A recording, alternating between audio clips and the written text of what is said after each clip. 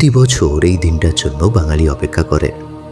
শুধু একটি ক্যালেন্ডারের তারিখ নয়, এই যে হৃদয়ের টান, মাকে বরণ করে নেওয়ার প্রথম সুর। ভোরের এই আবছা আলোয় যখন পূর্ব দিগন্তে আলোর রেখা ফোটে, তখন কেবল সূর্য ওঠে না, জেগে ওঠে এক চিরন্তন বিশ্বাস, এক অব্যক্ত আনন্দ।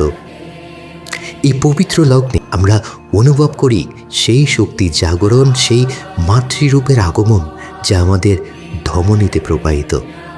বছরের পর বছর, প্রজন্মের পর প্রজন্ম ধরে এই দিনটি আমাদের শিখিয়েছে হার না মানা সাহস, অন্ধকারকে জয় করার অদম্য ইচ্ছা। এই ভোরে যখন আকাশবাণীর চণ্ডীপাঠ আমাদের আত্মাকে ছুঁয়ে যায়, তখন আমরা অনুভব করি এক অলৌকিক সংযোগ। ভুলে যাই জীবনে সকল গ্লানি, সকল কষ্ট, কারণ আমরা জানি মা আসছেন।